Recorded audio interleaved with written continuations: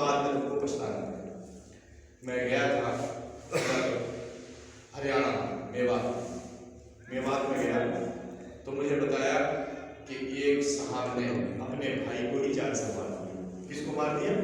سگے بھائی کو۔ دیکھو قرآن پر عمل نہ کرنے کا نتیجہ کیا ہوتا ہے، نبی کریم صلی اللہ علیہ وسلم کے فرمان پر نتیجہ عمل نہ کرنے کا نتیجہ کیا ہو سکتا ہے؟ وہ بھائی کہیں باہر تھا اور وہ لوٹ کے آیا، کسی نے کہہ دیا کہ وہ تجھے بتا تو باہر رہتا ہے، تیری بیوی تو تیرے بھائی کے ساتھ میں اس کا چکر، ایسے کہہ دیا۔ اس نے جو ہے غصے میں آیا اور غصے میں اٹھایا ڈنڈا، کوئی لوہے کی راڈ تھی پتہ نہیں کیا تھا، گیا گھر میں لے کے گھسا، دیکھا بھائی سو رہا تھا، اس نے ایسے ہی کھینچ کے سوتے ہوئے مار دی، وہ کبھی نہیں اٹھ پایا، سر پہ لگی وہی ختم ہو گئی۔ کس نے مار دیا؟ ابھی اللہ نے بتایا کہ کہیں ایسا نہ ہو کسی قوم کو تم نقصان پہنچا دو بعد میں تمہیں پچھتانا پڑے۔ اب ساری زندگی وہ بھائی پچھتائے گا نہیں پچھتائے گا؟ اگر وہ تحقیق کر لیتا بات کی، اگر وہ چیک کر لیتا کہ بات صحیح ہے یا غلط ہے، تو یہ پچھتانے کی زندگی میں رہتا نہیں ہے۔ تو یہ وہ لوگ ہیں جو کہ قرآن پر عمل نہیں کرتے ہیں۔ اللہ کے کرام کہتے سب ہیں کہ ہاں ہم قرآن کو مانتے ہیں، ہاں ہم قرآن کو مانتے ہیں، لیکن یہ ہاں جو ہے یہ خالی ہاں زبان تک ہی ہے، بس نہیں مانتے، قرآن پر عمل نہیں ان کا، اور نہ ہی نبی کریم صلی اللہ علیہ وسلم کے فرمان پر عمل۔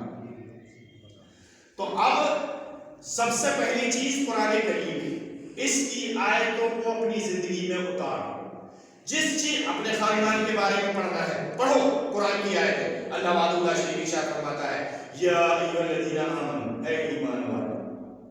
کس کو مخاطب کیا؟ مومنوں کو مخاطب کیا۔ قوا انفسکم واہلکم نارا، اپنے آپ کو اور اپنے بال بچوں کو کائے سے بچاؤ؟ جہنم کی آگ سے بچاؤ۔ اور پھر نبی نے بچانے کا طریقہ بتایا۔ جب قرآن کی آیت کو آپ نبی کریم صلی اللہ علیہ وسلم کی حدیث میں اس کی تفسیر تلاش کریں گے تب آپ کو صحیح تفسیر ملے گی، لیکن اگر آپ قرآن کی آیت کی تفسیر کسی مولوی نے لکھ دی اپنی مرضی سے، وہ تفسیر معتمد نہیں جب تک کہ اس تفسیر میں نبی کی بات نہ ہو کہ نبی نے اس آیت کے بارے میں کیا کہا، اس آیت سے ملتا جلتا نبی صلی اللہ علیہ وسلم نے کیا کہا۔ سنیں نبی صلی اللہ علیہ وسلم نے کیسے سکھایا کہ اپنے بال بچوں کو جہنم کی آگ سے بچاؤ۔ نبی صلی اللہ علیہ وسلم ارشاد فرماتے ہیں مروا ابناءکم بالصلاۃ للصبح واضربوہم علیہا بالعشر، جب تمہارے بچے 7 سال کے ہو جائیں ان کو نماز کا حکم دو کہ نماز پڑھو، اور جب وہ 10 سال کے ہو جائیں اگر نماز نہیں پڑھتے ہیں تو ان کو مار دو۔ آپ قرآن حدیث کا ذخیرہ اٹھائیں، کہیں بچوں کو مارنے کا حکم نہیں کیا ہے سوائے نماز۔ نبی نے اللہ نے ایک بات بتا دی کہ اپنے بال بچوں کو جہنم کی آگ سے بچاؤ، اب طریقہ نبی صلی اللہ علیہ وسلم بتا رہے ہیں کیسے بچاؤ گے، بچاؤ جہنم کی آگ سے۔ آپ نے قرآن کو نہیں مانا یا نبی کے فرمان کو نہیں مانا تو بہت بڑی خرابی ہو جائے، بہت بڑی خرابی ہو جائے۔ کتنی بڑی خرابی ہوگی ذرا سنو۔ اگر نبی کے قرآن کو نہیں مانا وہ میں نے بتا دیا ہے، اور بھی میں بتاؤں گا۔ اب تھوڑا سا ذرا نبی کریم صلی اللہ علیہ وسلم کے فرمان پر اگر آپ نے عمل نہیں کیا تو اس کا نتیجہ سنو، اس کا نتیجہ کیا ہے۔ مثال کے طور پر اگر آپ کی چھت پر ایک پانی کا ٹینک رکھا ہے، اس پانی کے ٹینک میں اگر اس میں 10 چھید ہو جائیں، آپ اس کے 9 چھید بند کر دیں، ایک کھلا رہنے دیں، تو آپ کا گھر پورا برباد ہوگا۔ پانی بھرے گا نہیں بھرے گا؟ بھرے گا نہیں بھرے گا؟ جتنا 10 سے بھرتا اتنا ہی 1 سے بھرے گا۔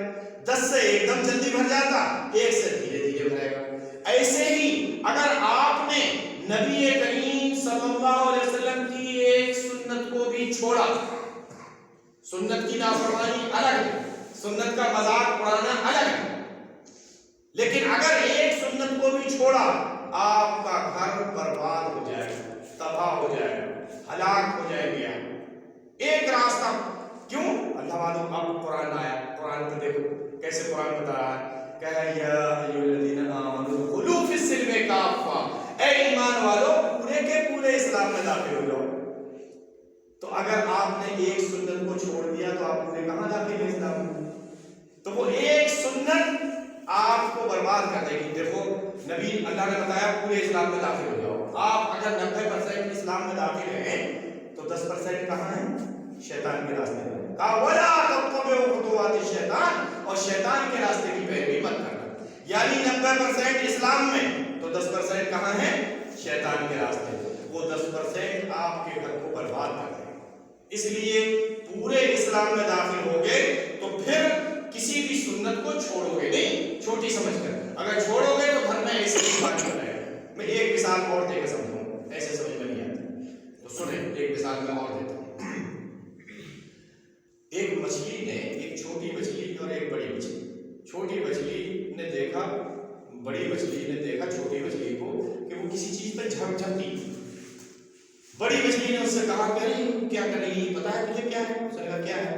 اس نے کہا یہ کانٹا ہے، اس میں جو شکاری باہر بیٹھا ہوا ہے اس نے وہ کانٹے میں کوئی چیز پرو کے ڈالی ہے، اگر تم نے اس میں منہ مار لیا تو بہت برا ہو جائے گا. اس نے کہا کتنا برا ہو جائے گا بتاؤ؟ اس نے کہا پتا ہے تجھے کتنا برا ہو جائے گا؟ جیسے ہی تم منہ مارے گی ایسے پکڑے گی کانٹے میں پھنس جائے گی اور پھر وہ تجھے ایک جھٹکا مارے گا باہر کھینچ لے گا.